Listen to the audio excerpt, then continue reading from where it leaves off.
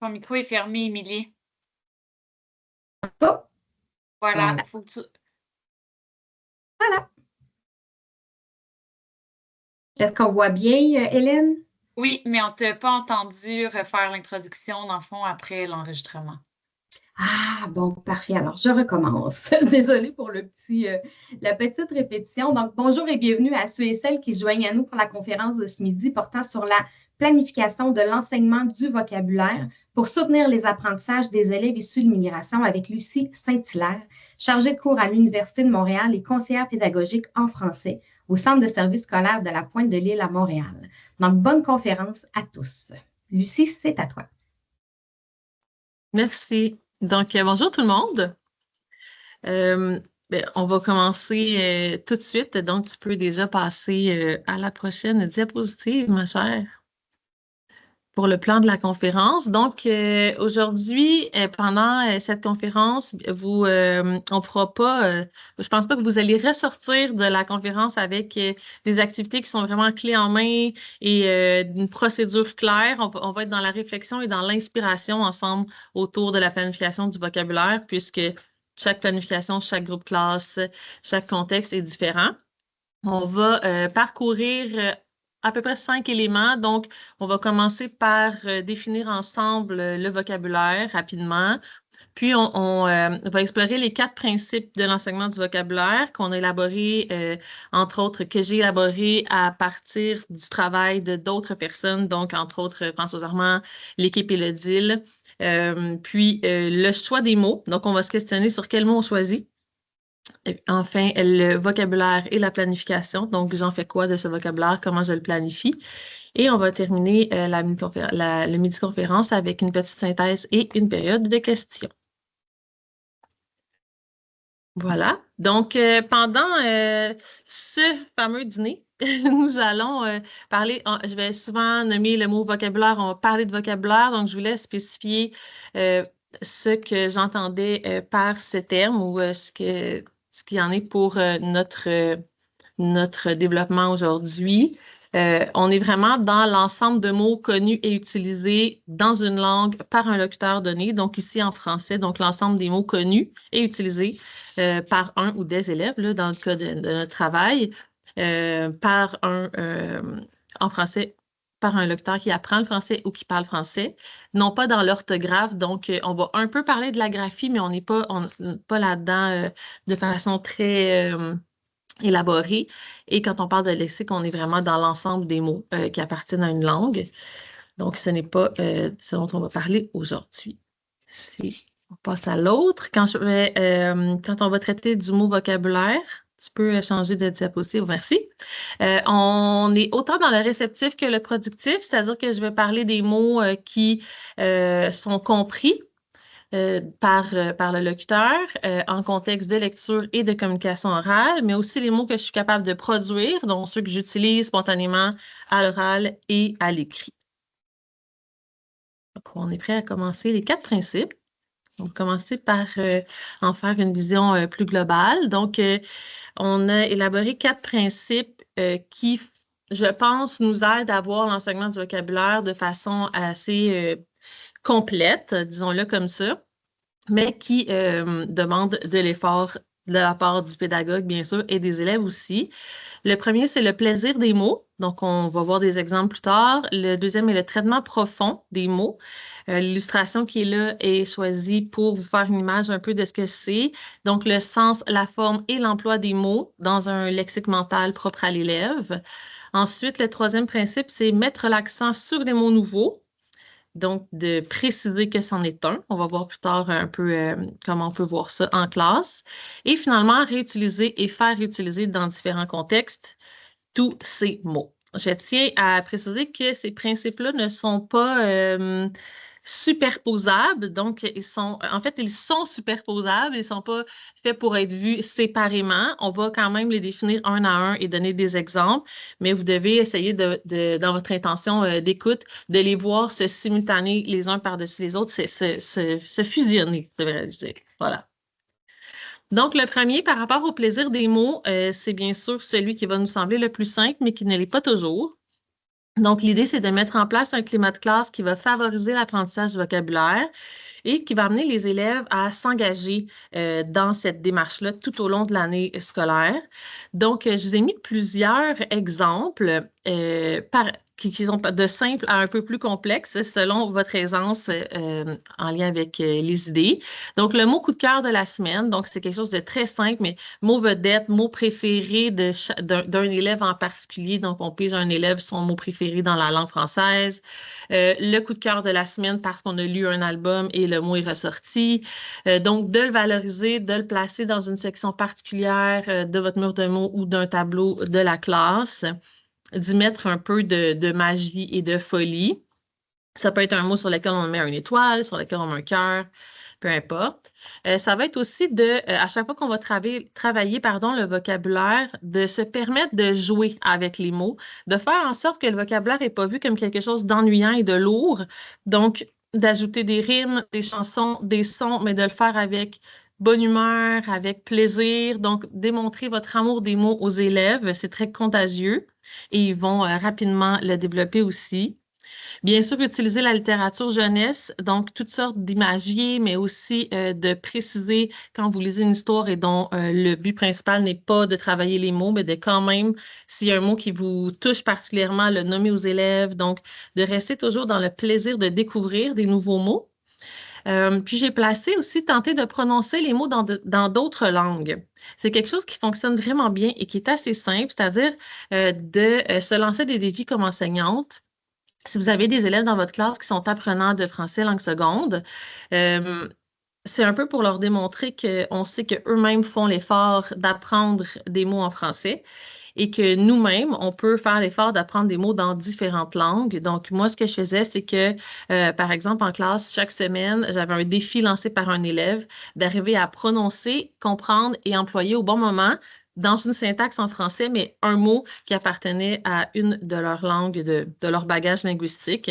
Donc, et à partir du moment où je prononçais de mieux en mieux le mot et que je l'employais bien, ben, l'élève me donnait des étoiles ou me disait « Bravo, Madame Lucie, ça va mieux, on est mercredi, puis déjà, tu es capable de dire merci en turc ou bonjour en telle langue. » Donc, c'est vraiment pour montrer qu'on s'engage dans le plaisir et la joie de découvrir des mots avec les élèves pour qu'ils puissent transférer aussi par rapport au français. Et je vous ai placé une parmi tant d'autres, un exemple d'activité qu'on peut trouver sur Elodil, donc Elodil UDM. C'est une activité sur les emprunts, mais c'était surtout pour vous pister sur le fait que les élèves aiment aussi énormément et prennent plaisir à chercher l'histoire des mots, comprendre leur histoire. Donc, pourquoi le mot sucre s'écrit comme ça, d'où ça vient? Est-ce que ketchup, c'est un mot en anglais ou c'est un mot en français? Est-ce que c'est vrai de dire qu'il y a plus de mots empruntés à l'anglais, en français à l'anglais? Est-ce que tel mot est italien, créole? Est-ce que pizza, c'est vraiment italien? D'où ça vient? Pourquoi les gens ont décidé de nommer ce mot-là? Donc, toute l'histoire autour des mots devient un petit plaisir à découvrir et ça ne prend pas nécessairement beaucoup de temps à faire avec les élèves. Bien sûr, ça prend de la recherche de notre part, mais on pourrait aussi très bien vivre la recherche avec les élèves dans les différents outils qu'on possède maintenant sur Internet. J'ai placé aussi quelques images. Donc ici, un exemple dans une classe des québécismes, pardon, donc où on va travailler vraiment le concept de mots qui appartient à une région ou à un pays donné. Donc des mots qui sont créés pour représenter et nommer des réalités qui appartiennent à un endroit ou à un peuple en particulier. Donc, si on regarde ici, c'était autour des québécismes, donc des mots québécois.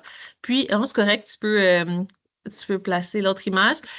Toutes sortes d'ouvrages de littérature jeunesse aussi qui nous amènent à visiter les mots venus d'ailleurs. Je pense aux mots voyageurs. Ici, on a le petit guide des mots venus d'ailleurs, donc qui permettent aux élèves de découvrir que les mots se promènent d'une région à l'autre et que le monolinguisme, c'est quand même unique à certaines régions, mais que partout dans le monde, on profite des mots qui viennent et qui se promènent et qui se modifient à travers le temps et les territoires. Deuxième principe. Donc, on est dans le principe qui est le plus complexe, je pense, au point de vue didactique et enseignement. Donc, on est dans le traitement profond des mots, le sens, la forme et l'emploi. Ici, on va les définir une après l'autre, chacun des aspects, un après l'autre, le sens, la forme et l'emploi. L'idée derrière ça, c'est de comprendre que le mot n'est pas seulement, il n'y a pas seulement une facette, donc on peut le voir de différentes façons, autant dans sa façon de se présenter, le sens qui est associé, donc tout ce qui est sémantique, et aussi à quel moment et comment je l'emploie ce mot-là, comment il peut se transformer, est-ce qu'il se conjugue, est-ce qu'il se conjugue pas, est-ce qu'il se met au pluriel, etc. Pour voir le vocabulaire comme étant des liens multiples dans le lexique mental, puis aussi ce qu'Hélène, d'ailleurs, adore comme citation. Tu peux la placer sur la diapositive, que de voir le vocabulaire non pas comme un sac de billes, mais plutôt un jeu de construction. Donc, c'est pas différents mots que je peux aller piger ici et là, mais vraiment plutôt des mots qui se sont construits et rattachés un à l'autre par le sens, par leur forme ou par leur emploi et qui me permettent d'y avoir recours dans mon lexique mental quand j'ai besoin de m'exprimer à l'oral ou à l'écrit.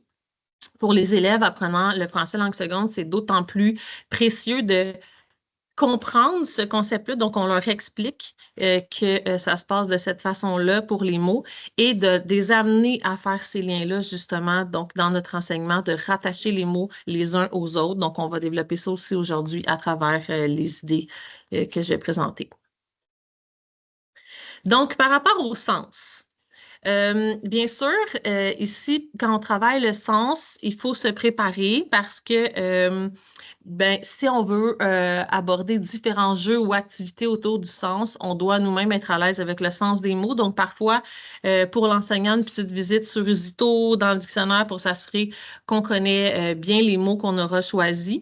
Ça va être très utile pour bien travailler avec les élèves.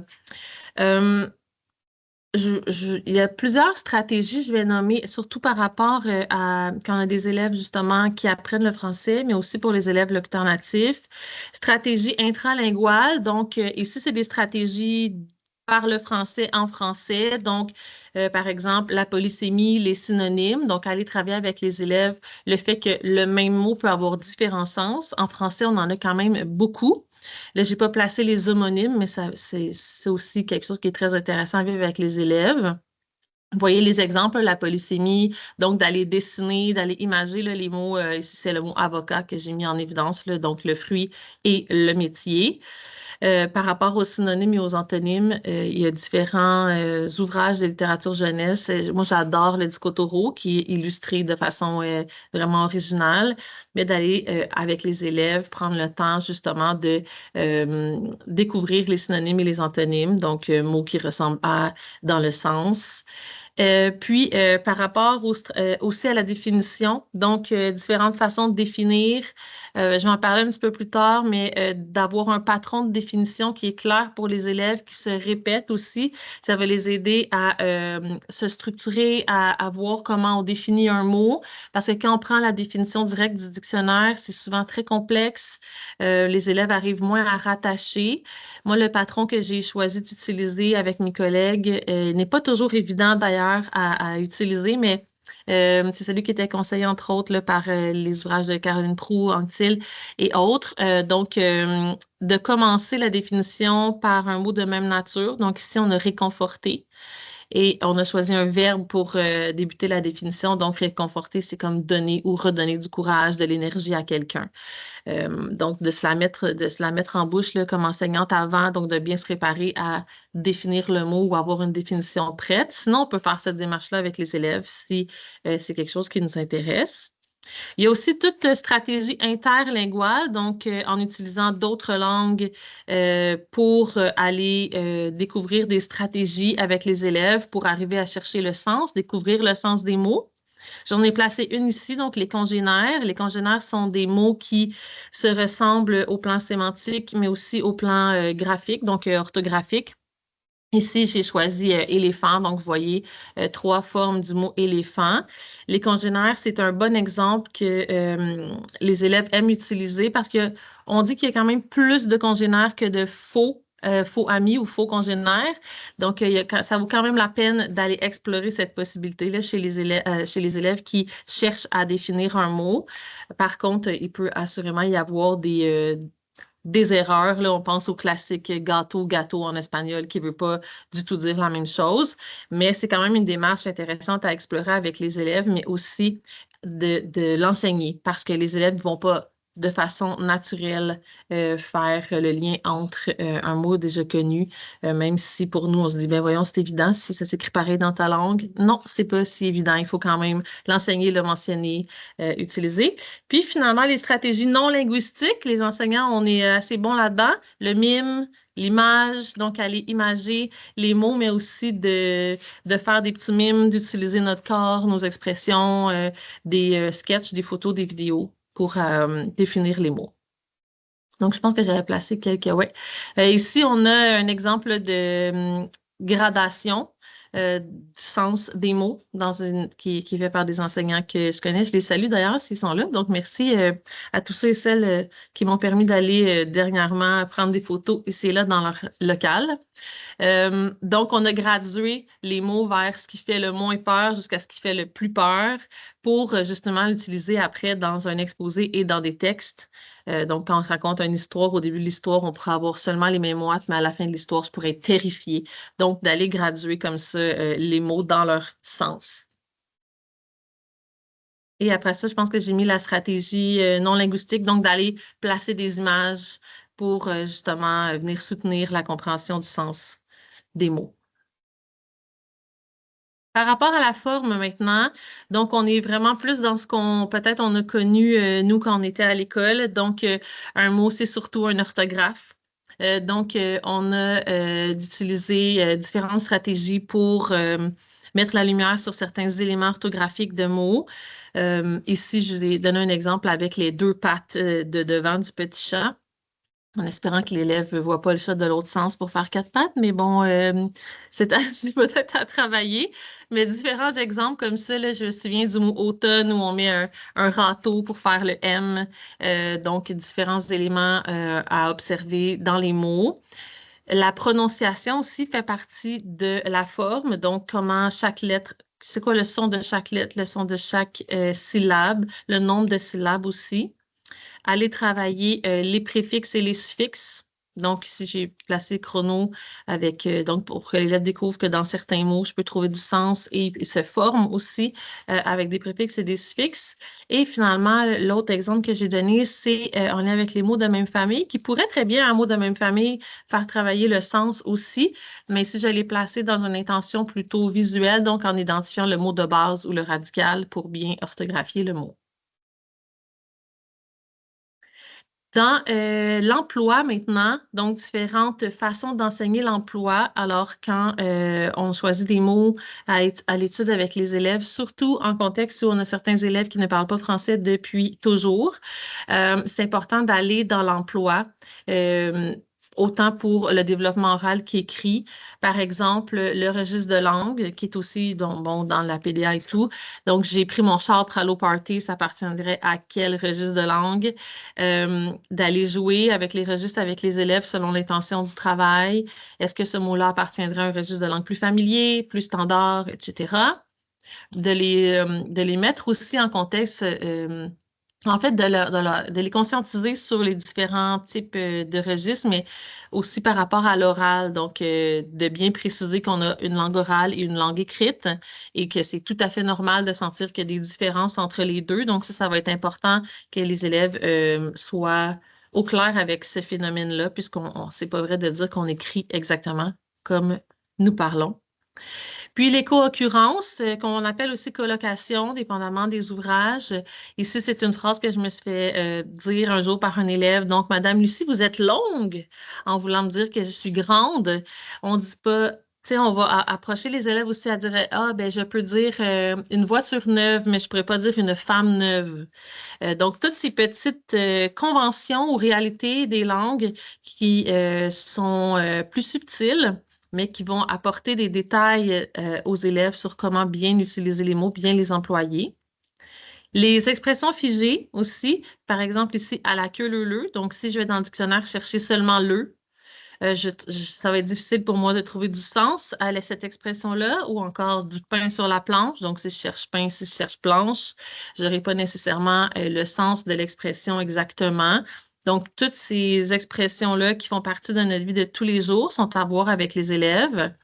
Puis, j'ai placé aussi par rapport à l'emploi, tout ce qui est règles d'utilisation sur le plan morphologique et syntaxique. Donc, comment j'utilise ce mot-là dans une phrase? Est-ce que son genre va y apporter des modifications? Est-ce qu'il se transforme au pluriel? Est-ce qu'il se conjugue, etc.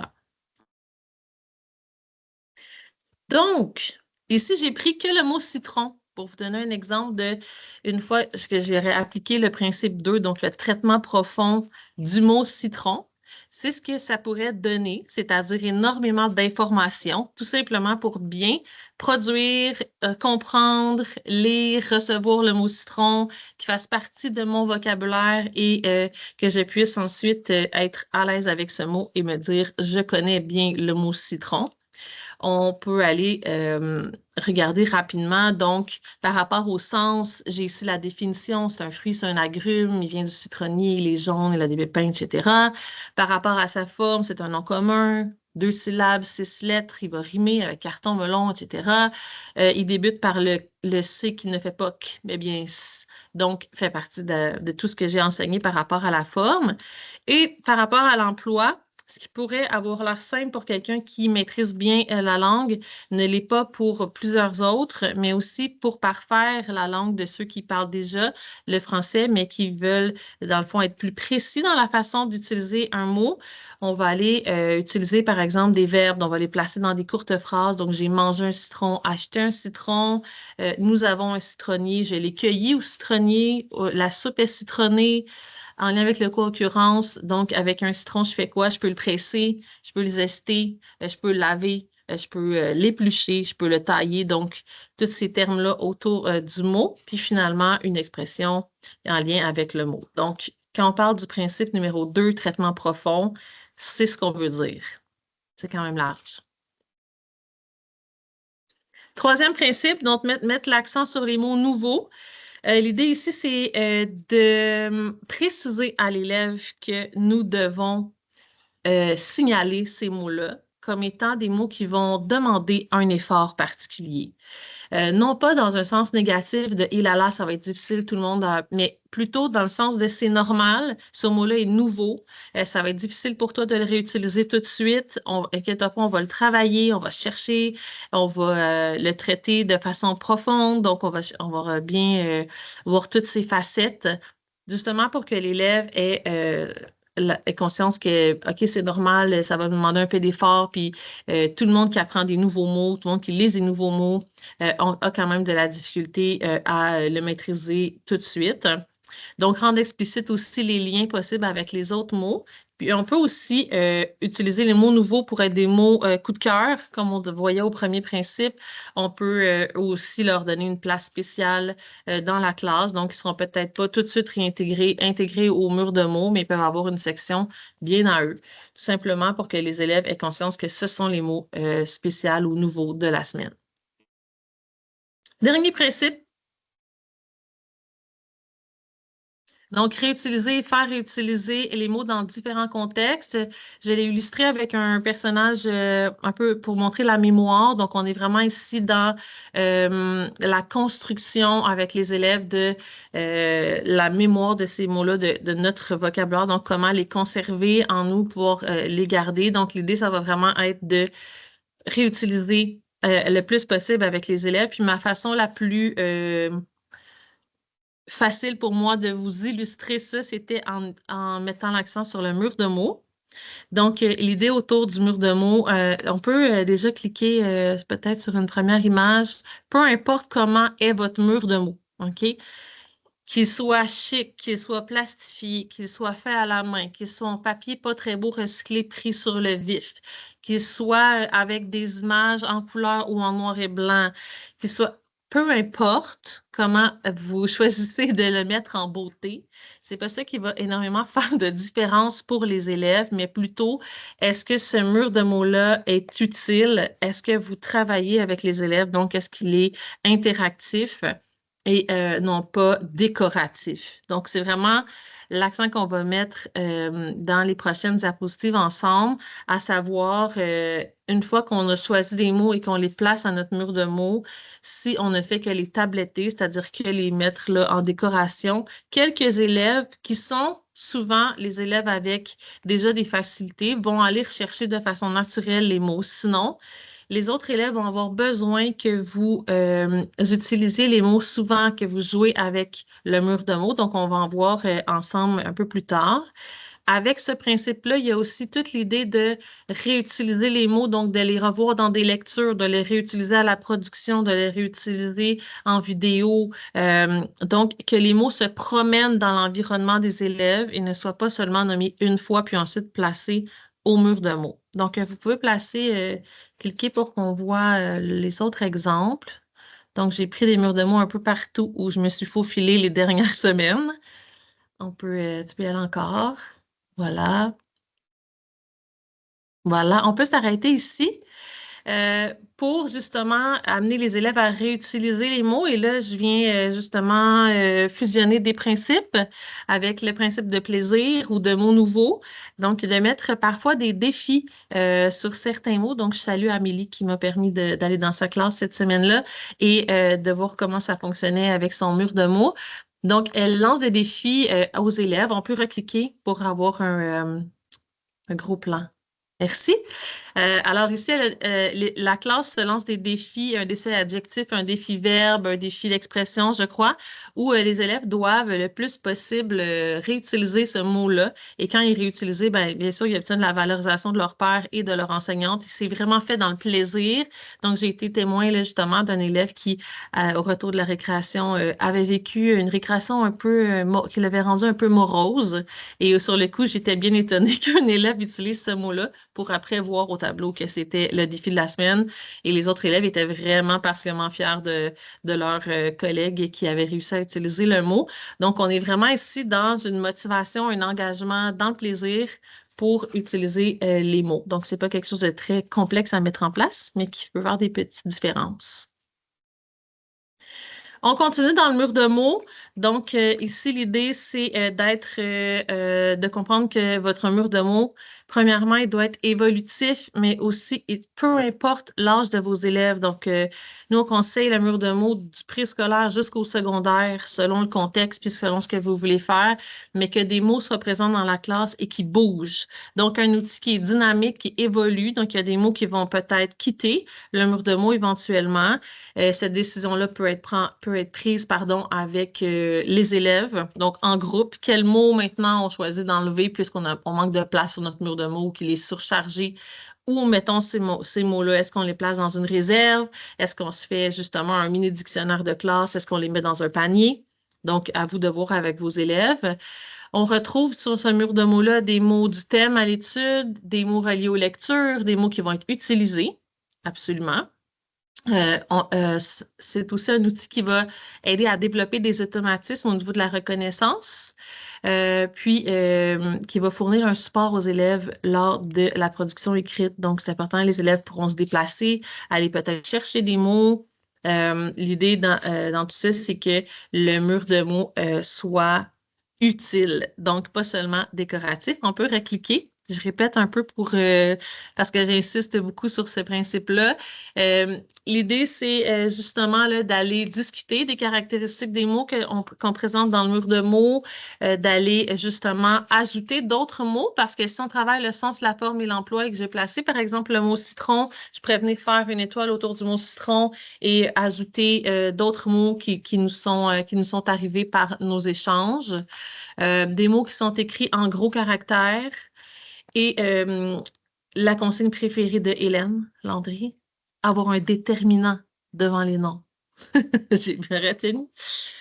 Utiliser un système d'organisation pratique et efficace connu des élèves. Donc, pourquoi je place ce mot-là? Pourquoi il y a une couleur sur ce carton-là? Est-ce que c'est logique ou est-ce que c'est un hasard? Le mot qui était d'abord un mot préféré, est-ce que maintenant on l'a classé dans le mur de mots? Est-ce qu'il a changé de forme? Est-ce qu'on a changé sa couleur? Est-ce que le mot nouveau est devenu un mot connu? Donc, est-ce qu'à ce moment-là, il y a une transformation? Donc, ça va être à vous de voir avec vos élèves jusqu'où vous allez aller par rapport à ça. toujours dans le but de réutiliser et faire réutiliser les mots. De faire des révisions systématiques de ce mot de mots-là. Donc, j'en ai parlé un petit peu précédemment. Mais là, ici, je vous ai mis différents exemples. Il y en a, il y en a, il y en a. Vous pourrez, quand on cherche là, sur les sites éducatifs, pédagogiques, il y en a vraiment des tonnes d'exemples. Donc, activités autour du mot de mots, si vous cliquez, il y en a des tonnes. Ici, j'en ai mis quelques-unes, les lectures chronométrées, transcrire des mots nouveaux, difficiles dans un cahier, donc mes mots préférés, me faire un petit dictionnaire personnel. Entre autres, les mots de même famille. Donc, si on en a inscrit un, on peut en ajouter de la même famille. Indiquer des traductions. Donc, peut-être pas de tous les mots, de certains mots. Donc, si j'avais un mot à choisir dans le mot de mots aujourd'hui que j'aimerais traduire dans la langue de quelqu'un de la classe, ce serait lequel? Pourquoi? Est-ce que tu as envie qu'on essaie de l'écrire au son si on ne connaît pas l'orthographe? Est-ce que si ce n'est pas une langue alphabétique, est-ce qu'on peut essayer de la mettre au son? Donc, on en profite pour retravailler les sons en français avec les élèves.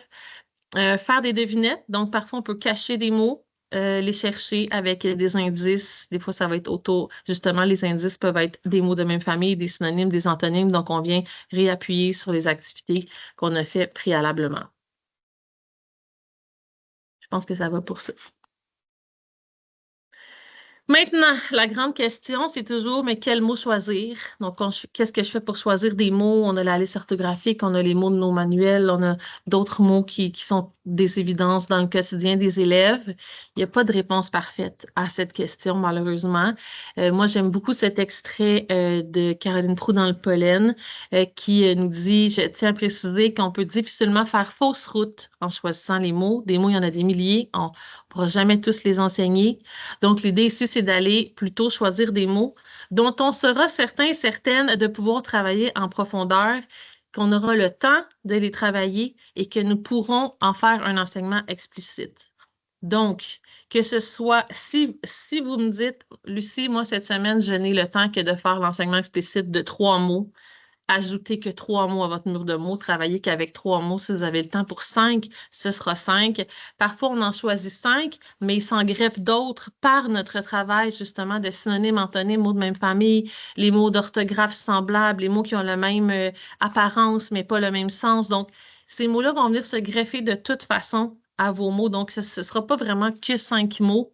Il va en avoir beaucoup plus que ça, mais il y aura 5 mots qui seront réellement des mots connus des élèves à la fin de la semaine ou à la fin du mois ou à la fin. Bref, vous aurez compris. Fait que l'idée, c'est pas d'aller choisir une grande liste de mots, mais de travailler bien les mots que vous avez choisis et de les réutiliser.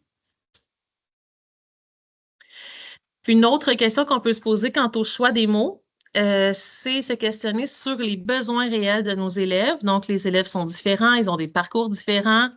Donc, on peut se poser des questions par rapport à ce qu'ils ont besoin d'apprendre. Qu'est-ce que mes élèves ont besoin d'apprendre cette semaine pour fonctionner dans ou à l'école, pour réaliser certaines tâches que je vais leur proposer, pour enrichir leur vocabulaire, tout simplement, et développer le plaisir des mots.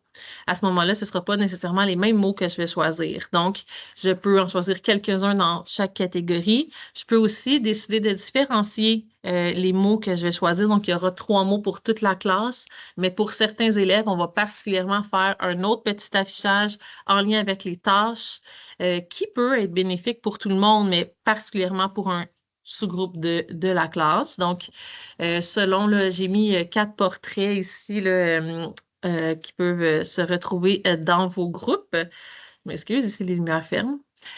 Qui ont fait par exemple, des élèves qui ont fait leur scolarisation en français, mais qui utilisent davantage une autre langue en contexte familial. Donc, est-ce que ces élèves-là auraient des besoins différents? Les élèves qui reçoivent des services en soutien linguistique d'appoint en français présentement dans votre classe. Des élèves qui, eux, débutent l'apprentissage du français et qui reçoivent des services d'accueil de soutien à l'apprentissage du français. Peut-être que ces élèves-là auront besoin, par exemple, davantage de mots fonctionnels, donc des mots plutôt de base ou ce sera plutôt des mots pour réaliser des tâches. Et finalement, les mots des élèves qui sont des locuteurs natifs, donc qui parlent français depuis toujours.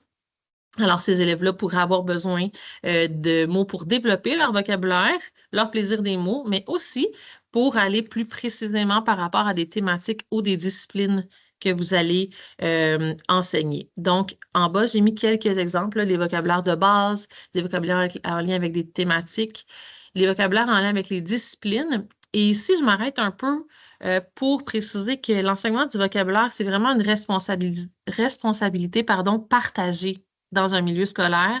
C'est-à-dire que ce n'est pas seulement le titulaire de classe qui met l'accent sur le vocabulaire. Donc, moi, j'invite vraiment vos milieux à se questionner par rapport à ça. Donc, si, par exemple, je suis un élève qui apprend le français et qui a encore du soutien ou qui n'a plus maintenant de soutien parce que j'ai terminé, dans le fond, tout ce qu'il y avait de services par rapport au soutien linguistique ou autre. Mais quand je commence un nouveau sport en éducation physique ou des nouveaux gestes qui vont me faire, donc, qu'on va m'apprendre. Donc, si par exemple, j'ai jamais appris le mot, je sais pas moi, lancer ou passe ou etc., ça peut être aussi des mots qui sont affichés dans le gymnase, qui sont travaillés et enseignés de façon explicite par les autres enseignants de l'école, par les autres intervenants.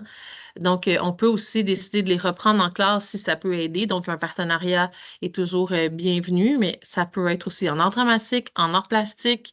Donc, si c'est superposition, le mot qu'on a vu pour justement faire de l'art, ou si c'est un mot comme peindre, OK? Mais il n'y a rien qui nous empêche de, justement, si la prof d'art plastique nous indique, ah, ils ont de la difficulté là, quand ils mélangent pinceau avec tel mot, ben, de l'ajouter, nous, à notre vocabulaire, mais aussi d'inviter les autres intervenants à mettre l'accent sur l'enseignement du vocabulaire. On reproche souvent aux élèves, on leur dit, ah, les élèves n'ont pas beaucoup de vocabulaire, mais est-ce que nous, on a tout fait pour, justement, enrichir leur bagage en lien avec les différentes disciplines? Donc, c'est un questionnement à avoir que je trouve intéressant. Passer à l'autre. Les thèmes, maintenant, il y a beaucoup de résistance par rapport aux thèmes, même dans mes propres amis, mes collègues, dans le sens où quand on parle de thèmes, souvent les gens pensent à les animaux de la ferme, je dois enseigner 2 semaines sur la santé, le corps humain, mais quand on parle de thèmes, on peut y aller aussi plus largement. Donc, tout le monde, tout intervenant scolaire, à un moment donné, dans leur planification, savent OK, ben moi, la semaine prochaine, je commence la poésie, je commence les contes, ou je commence le basketball. On va bientôt vivre, je sais pas moi, un événement scolaire, donc le marathon de l'école. On va enseigner telle chose en CCQ. Donc, ça peut être des thèmes au sens plus large. L'idée d'exposer les élèves dans les thèmes, c'est vraiment de créer des liens plus solides entre les mots. Parce que nécessairement, quand on est à explorer une thématique en particulier, c'est sûr que vous allez les amener à vivre des expériences, à visionner des vidéos, vous allez lire des albums sur ce sujet-là, vous allez leur demander de vivre des activités en lien avec ça. Donc, les mots du mur de mots vont nécessairement ou plus naturellement se répéter. Donc, c'est sûr que là, on vient faciliter justement notre travail du principe 4. Puis on vient alimenter notre mur de mots plus facilement que si chaque jour je traite de quelque chose de différent. Je pense que je suis allée au bout de l'idée. Donc, exposer les idées à d'autres mots aussi. Puis oui, justement, j'ai mis un extrait ici comme, par exemple, on est dans la peur, toujours à cette école-là, vous aurez compris. On a placé le mot terreur, mais les élèves ont dit, est-ce que terrifié, ça va ressembler à terreur? Ah oui, OK, on va l'ajouter. Donc, même s'il n'est pas déjà plastifié ou déjà préparé, c'est pas grave, il peut s'ajouter au mur de mots. Puisqu'on est dans le thème, on en profite, on en rajoute. On peut cliquer encore. Donc ici, on est justement, là tout à l'heure, je parlais des mots qui peuvent être plus spécifiques à certains élèves, d'aller choisir des mots en lien avec les consignes de classe, avec les mots scolaires.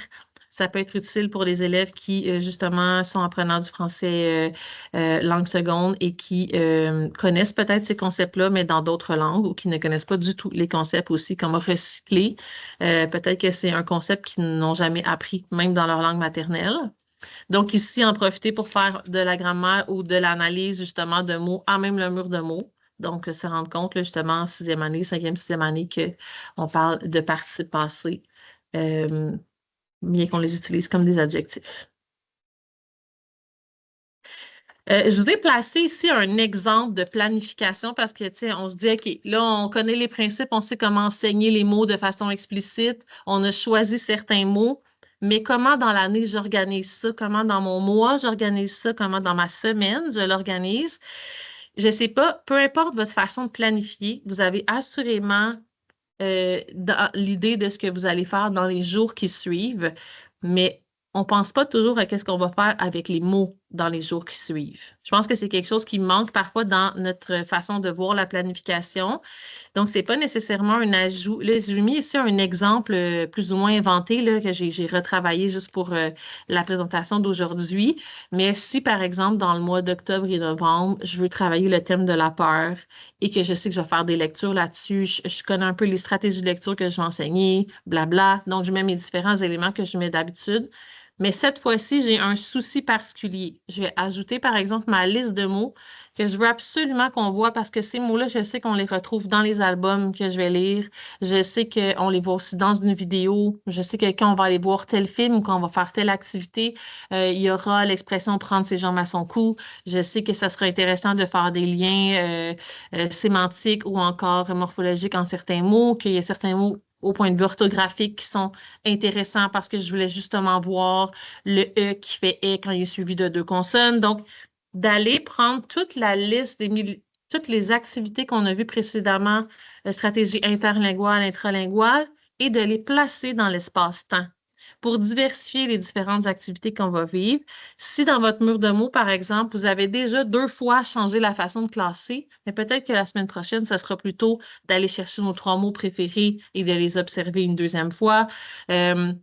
Si, par exemple, j'ai vu le registre de langue cette semaine-ci, je peux le revoir dans 4 semaines. Donc, c'est d'aller espacer dans le temps, dans notre planification, les mots choisis et aussi les activités qu'on va faire avec ces mots-là. Ce sont des activités qui peuvent durer 5, 10, 15 minutes selon l'intérêt, selon l'intention. J'allais dire l'intérêt, mais ça peut être aussi l'intérêt. C'est seulement d'y penser et de les préparer. Donc, c'est sûr que ça demande une rigueur de la part de l'enseignant ou de l'intervenant, mais je pense que c'est essentiel quand on veut vraiment enseigner de façon explicite les mots, d'aller les placer à l'horaire de notre planification en lien avec le reste des activités qu'on va faire. Puis je reviens avec l'idée, là, quand on synthétise, choisir mes mots, donc penser aux besoins de vos élèves. Non, vous pouvez, c'était la bonne diapositive? Oui. Penser aux besoins de vos élèves, réfléchir à leur définition, donc se préparer d'avance. Pensez aux 4 principes. Donc, ces principes-là vous proposent différentes activités et inspirations. On en a vu tantôt. On les étale dans le temps, on les distribue. Donc, c'est j'écris plus tard. Je ne sais pas si distribue, c'est le bon terme, mais on dirait que dans ma tête, c'est clair. Donc, d'aller placer ça dans le temps. J'ai vu des synonymes une fois, je vais les revoir une deuxième fois. J'ai mis des images cette fois-ci, je vais mettre plutôt des mimes cette fois-là. Donc, d'aller diversifier. Prôner la qualité plutôt que la quantité. Donc, un mot qui est vraiment bien enseigné en profondeur, c'est un mot qui va s'ajouter au vocabulaire de l'élève. Si j'en place 25 et j'essaie de faire ce que j'ai fait tantôt avec citron, c'est impossible d'y survivre. Donc, c'est vraiment d'y aller avec de la qualité, donc des mots que je suis certaine de bien enseigner. Et finalement, créer votre mur de mots avec les élèves si possible. Si vous aimez ça, que ce soit tout déjà imprimé, tout beau, c'est correct, mais après ça, il faut quand même que les élèves puissent le plus possible jouer dans ce mur de mots-là et y ajouter d'autres mots, en retirer, etc. Ça conclut le midi-conférence, puis j'ai placé, cette image-là était déjà, je ne mentirais pas, cette image-là était déjà là dans le PowerPoint, mais je l'adore parce que j'ai envie de vous dire, c'est exactement ce qu'il faut faire quand on veut enseigner explicitement le vocabulaire, c'est-à-dire y aller une marche à la fois. Si ce qui est là, si ce que j'ai présenté aujourd'hui, ça a l'air d'une montagne, mais j'ai envie de vous dire, prenez-le une marche à la fois, c'est-à-dire commencez par choisir vos mots, ensuite choisir vos activités, donc y aller un petit peu à la fois. Voilà. Je crois qu'on est rendu à la période des questions, mesdames. Oui, merci vraiment beaucoup, Lucie. C'était super intéressant. Ça donne vraiment envie de jouer avec les mots puis de mettre en place plein d'activités autour des mots. Merci beaucoup pour ta présentation. Donc, on va maintenant passer, comme Lucie le dit, à la période de questions. Donc, vous pouvez utiliser la fonction question-réponse qui est tout en haut du bandeau Teams, en fait. Là, vous avez un petit icône qui est écrit Q&R où est-ce que vous pouvez poser directement des questions. Sinon, vous pouvez aussi lever la main, ouvrir vos caméras, vos micros pour poser vos questions. Ça va faire plaisir d'échanger avec vous. J'ai arrêté l'enregistrement, OK, en passant. Oui, merci Ok, beaucoup. c'est bon à savoir. Il y Merci beaucoup. avait une question, là, est-ce qu'on va